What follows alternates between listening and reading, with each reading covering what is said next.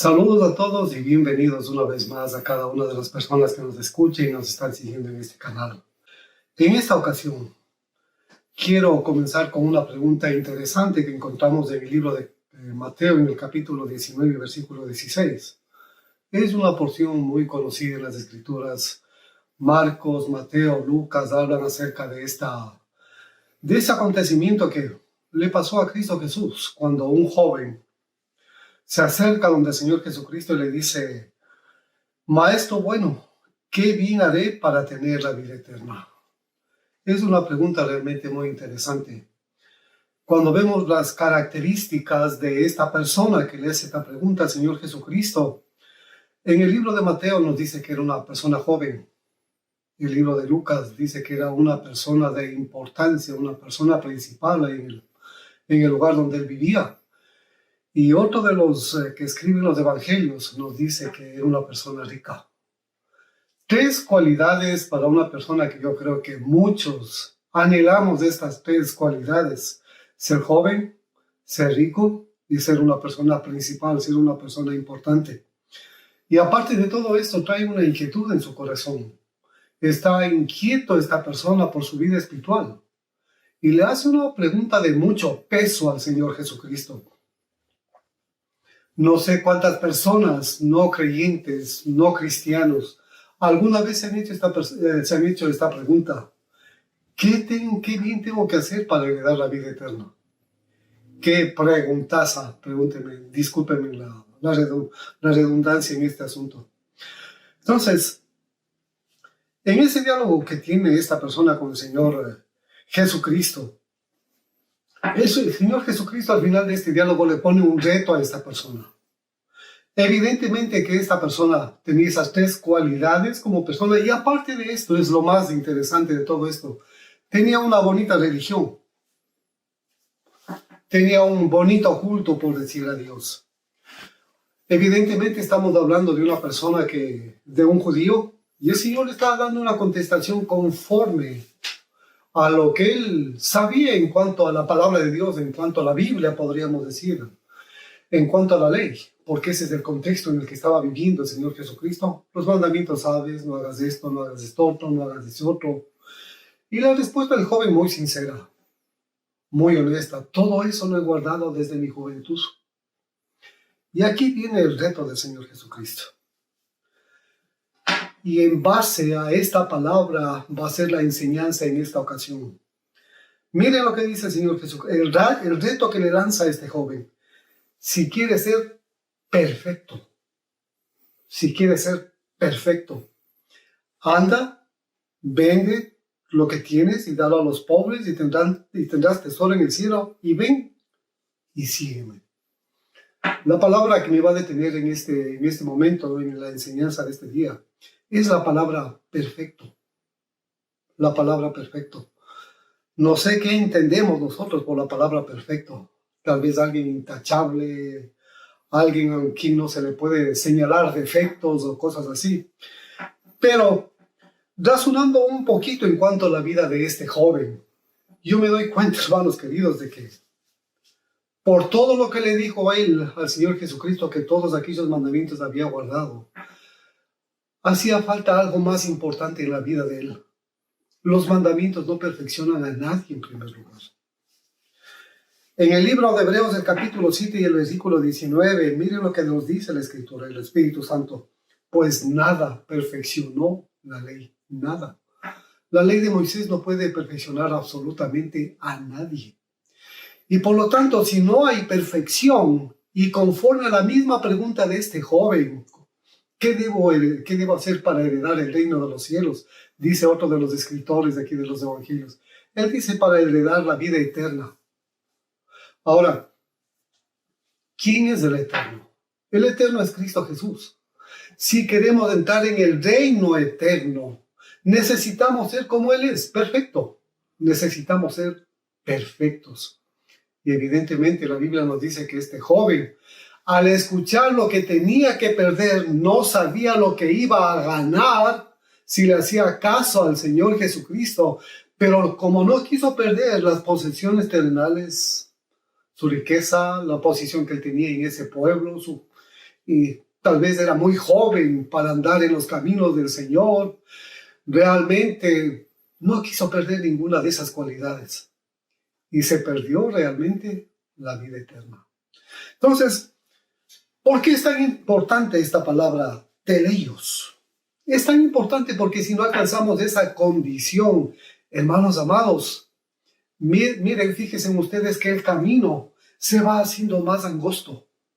Se va haciendo más angosto. No es que se va ensanchando, se va haciendo más angosto. Porque este reto que le lanza el Señor Jesucristo a este joven, nos está lanzando absolutamente a todos los que nos decimos ser creyentes, a todos los que nos decimos ser cristianos, por todo lo que ustedes van a escuchar en esta ocasión. Ahora bien, ¿qué significa la palabra perfecto? En griego es la palabra teleios, teleios. Y esta palabra significa perfecto, mayor de edad, completo. ¿Completo en qué aspecto? En crecimiento mental, en carácter moral. A su vez, esta palabra teleios proviene de un adjetivo griego que pronunciaríamos de esta forma, telos, y que significa ponerse una meta. Una meta. Eso es lo que significa esta palabra telos, ese adjetivo griego, ponerse una meta. ¿Cuántas metas tenemos en nuestra vida? Metas profesionales, metas en el trabajo, metas como estudiantes. Pero nos hemos puesto alguna meta espiritual en nuestras vidas. ¿Cuál es esa meta espiritual en la que debemos caminar buscando para llegar a esa meta como creyentes? Bien.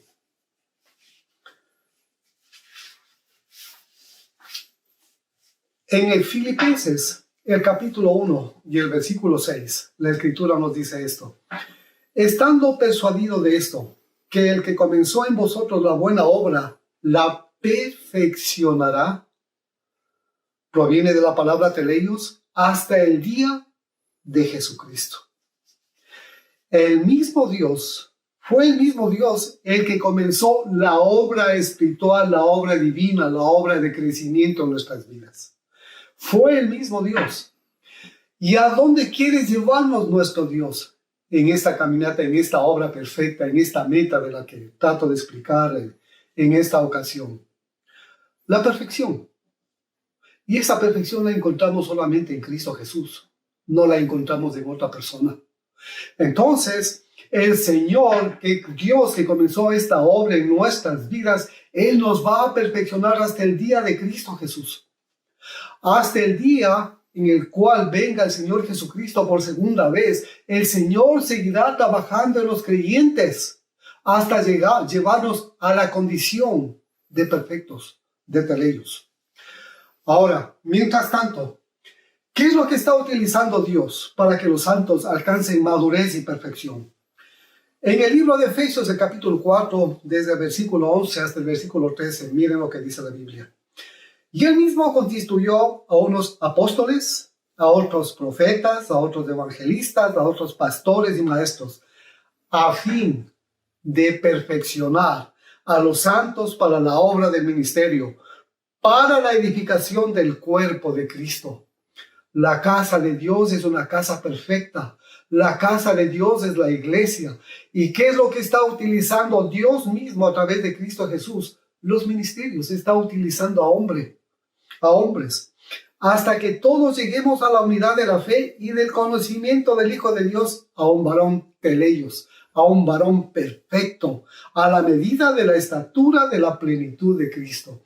¿En dónde está la perfección? ¿En dónde está la meta? Está en Cristo Jesús. Entonces, si queremos ser como Cristo Jesús, debemos dejarnos guiar por los ministerios que Dios ha puesto aquí en la tierra. Ministerios dados por el Señor Jesucristo. Y conforme podemos ver aquí, al menos veo yo 5 ministerios. Hay la necesidad de apóstoles, hay la necesidad de profetas, hay la necesidad de maestros, hay la necesidad de evangelistas, hay la necesidad de pastores. Necesitamos la revelación que Dios ponga en cada uno de estos ministerios para que esa revelación pueda ser dada a conocer a los santos, para que la iglesia de Cristo pueda tener el conocimiento de Cristo Jesús. Cuando la iglesia alcance este conocimiento, estará en esa condición de ser una iglesia sin mancha, perfecta, como dice el libro de Apocalipsis. ¿Y qué es lo que está utilizando Dios? Vuelvo a redundar. Ministerios, está utilizando a hombres, está utilizando a personas señaladas para una enseñanza específica, para una revelación específica. Lo mismo que dice el apóstol, va a ser un poco difícil que le revele a un pastor tal vez. Hay una revelación especial para cada uno de los ministerios, pero todos nos llevan a la edificación del cuerpo de Cristo. Ahora, como segundo punto, aparte de los ministerios que el Señor ha instituido dentro de la iglesia, voy a detenerme en cuanto al sacrificio de Cristo Jesús. Hebreos capítulo 10 y versículo 8 dice, diciendo primero, sacrificio y ofrenda y holocaustos y expiaciones por el pecado no quisiste, ni te agradaron, las cuales se ofrecen según la ley. En la ley habían los mandamientos, habían sus sacrificios, y vemos aquí que en cuanto a estos sacrificios, ofrendas y tantas cosas, llegó un día en que Dios dijo, basta, esto se acabó, no más sacrificios de animales, no más ofrendas de animales, esto se terminó. Versículo 9, y diciendo luego, está hablando el Señor Jesucristo delante de Dios en los cielos. He aquí que vengo, oh Dios, para hacer tu voluntad. Quita estos sacrificios para establecer esto último. ¿Qué es esto último? El sacrificio de Cristo Jesús. Ahora, quiero detallar un poquito el sacrificio de Jesucristo conforme a los evangelios. En Marcos, el capítulo 15 y el versículo 25 nos dice, era la hora tercera cuando le crucificaron, la hora tercera del día, las 9 de la mañana en nuestro horario. A las 9 de la mañana el Señor Jesucristo fue crucificado. En Marcos 15:33, cuando llegó la hora sexta, hubo tinieblas sobre toda la tierra hasta la hora novena. En ese lapso de 3 horas, la tierra se llenó completamente de tinieblas. Seguramente el enemigo pensó que triunfó sobre la tierra, que triunfó sobre el Señor Jesucristo, pero le esperaba una sorpresa tremenda. Pero aún así, la tierra, el hacedor de los cielos y de la tierra, ese momento estaba agonizando, a punto de expirar. El Señor que es la luz, que un día dijo el libro del Génesis, sea la luz, y la luz fue hecha, ese momento estaba agonizando. Si el Creador estaba agonizando, la luz de este mundo se estaba apartando. En Marcos, el capítulo 15 y el versículo 37, mas Jesús, dando una gran voz, expiró. Cuando Jesús hubo tomado el vinagre, dijo, consumado es, y habiendo inclinado la cabeza, entregó el espíritu. Eran las 3 de la tarde, la hora novena, como dicen las Escrituras, en el momento en que el Señor expiró, inclinó su cabeza y entregó el espíritu, sin antes haber dicho, consumado es, consumado es. Lo que terminamos de leer en el libro de Hebreos en el versículo 9. He aquí, oh Dios, que vengo para hacer tu voluntad. Quita todos esos sacrificios que no te agradan, porque yo mismo voy a hacer el sacrificio. ¿Por qué es tan importante la hora tercera, la hora sexta, la hora novena? Porque en ese tiempo se consumó la obra de Cristo para agradar a Dios y para que el pecado del mundo sea quitado de esta tierra. Ahora, retornando al libro de Hebreos, al capítulo 10 y el versículo 10 y el versículo 14, voy a leer 2 versículos. En esta voluntad, en la voluntad de Cristo, haberse ofrecido libre y voluntariamente. Mire lo que dice el Señor Jesucristo. Nadie me quita la vida. Yo mismo la pongo. Yo mismo me ofrezco a poner mi vida como un sacrificio por causa de este mundo, por causa de los humanos. Dice, en esta voluntad somos santificados mediante la ofrenda del cuerpo de Jesucristo hecha una vez y para siempre. Ustedes notan que por esta voluntad tomada por el Señor Jesucristo de sacrificarse a sí mismo en la cruz por causa de nuestros pecados, dice que somos santificados.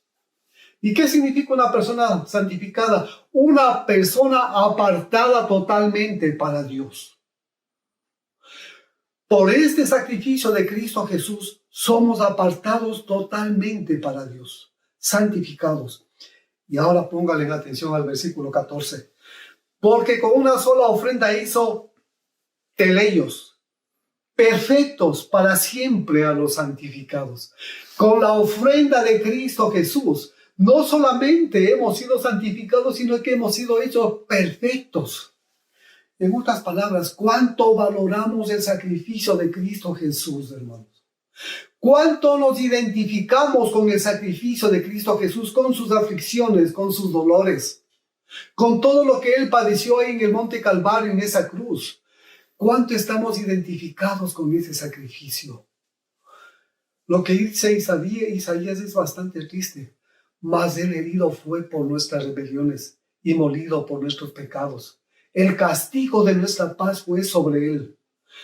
Todo ese cuerpo molido, nosotros debimos haber sido molidos por nuestros pecados. El castigo de nuestra paz debió haber caído sobre nuestras vidas. Pero absolutamente no se halló nadie en este mundo que pueda hacer el trabajo de Cristo Jesús. Gloria a Cristo Jesús por la ofrenda de su cuerpo, porque con la ofrenda de su cuerpo nos ha santificado, con la ofrenda de su cuerpo nos ha hecho perfectos. Bendito Dios, cuántas canciones, cuántos cánticos se han hecho por el sacrificio de Cristo Jesús, por el sacrificio y por la cruz de Cristo Jesús. Bendito Dios. Sublime gracia para el Señor Jesucristo, hermanos amados, que estando en la condición que estuvimos por lo que Él hizo en la cruz, nos ha redimido de nuestros pecados. Ahora, quiero leer algo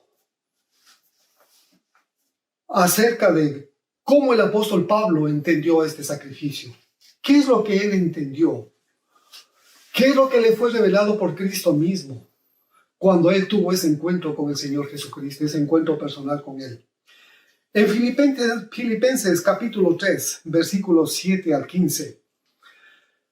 Pero cuántas cosas eran para mí ganancia. Acuérdense ustedes de la condición de Pablo antes de ser el apóstol. Una persona principal. Una persona que perseguía a los creyentes. Una persona que tenía autoridad para matar a los cristianos por causa de la fe en Cristo Jesús. Pertenecía a una tribu que él mismo le está dando mucha relevancia. Entonces, las condiciones terrenales de este hombre eran como las del joven rico. Era importante, era alguien en esta tierra. Pero a los ojos de Dios no era nada, absolutamente nada. Entonces, continuando la lectura. Pero cuántas cosas eran para mí ganancia, las he estimado como pérdida por amor de Cristo Jesús. Y ciertamente aún estimo todas las cosas como pérdida por la excelencia del conocimiento de Cristo Jesús. La función de la iglesia, la función de los ministerios, llevar al conocimiento de Cristo Jesús, a la estatura del varón teleios. Entonces, ese entendimiento del apóstol Pablo, el conocimiento de Cristo Jesús, y le confiesa como su Señor, mi Señor, por amor del cual lo he perdido todo y lo tengo por basura para ganar a Cristo. Este joven rico del comienzo de la administración de esta ocasión, hermano, se perdió a Cristo Jesús. Se quedó seguramente con sus posesiones terrenales, con su fama en esa ciudad. Alguna vez tal vez se le acabó la juventud. Pero hermano, se perdió la oportunidad de ganar a Cristo Jesús. Él es nuestra meta, Él es nuestro llamamiento, nuestro supremo llamamiento. Y ser hallado en Él. No teniendo mi propia justicia que es por la ley. La ley no perfecciona nada, sino la que es por la fe de Cristo. La justicia que es de Dios por la fe, a fin de conocerle y el poder de su resurrección. ¿Quiénes van a alcanzar resurrección? Los teleios, los perfectos. Y la participación de sus padecimientos. El apóstol Pablo tiene en mente, tiene con tanta visión, con tanta realidad en su mente las aflicciones de Cristo Jesús, y él quiere ser semejante a Cristo en sus aflicciones, en sus padecimientos. llegando a ser semejante a él en su muerte. No está definido, pero dicen algunas historias de que el apóstol Pablo le degollaron o murió crucificado con la cabeza abajo, alguna de las dos historias. Pero de alguna forma él fue sacrificado, porque él mismo le dice en una de sus cartas. Entonces él ofrendó su vida por causa de Cristo Jesús y no le fue mayor problema, porque eso es lo que él tenía en su mente, en su entendimiento.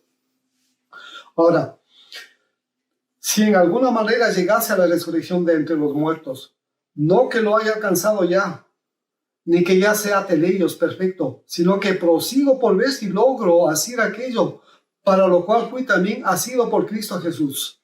Hermanos, yo mismo no pretendo haberlo ya alcanzado, pero una cosa hago, olvidando ciertamente lo que queda atrás y extendiéndome a lo que está delante, prosigo a la meta, al premio de supremo llamamiento de Dios en Cristo Jesús. Así que todos los que somos perfectos, esto mismo sintamos, y si otra cosa sentís, esto también lo revelará Dios. El sentir que hubo en Cristo Jesús lo encontramos en el apóstol Pablo. Será hallado ese sentir en el corazón de cada uno de nosotros. Tomamos ese reto de Cristo Jesús que le hizo a este joven rico y le tomaremos personalmente para llegar a esta condición de teleios. Hermanos, no sé qué visión tenemos de Cristo Jesús. No sé qué visión tenemos del Evangelio. No sé qué visión tenemos del llamamiento de Dios. Pero si tenemos esta visión en nuestro corazón y en nuestra mente de ser como Cristo Jesús, es posible que algún día tengamos que ser sacrificados. Es posible que algún día tengamos que perder todas las posesiones de este mundo. Es posible, no lo sabemos. Pero si Dios quiere llevarnos a esa condición de perfectos, de teleios, es posible que todas estas cosas tengamos que perder. Cosas terrenales y aún nuestra propia vida. Pero quedará este cántico del apóstol Pablo, y ha quedado siempre en mi corazón.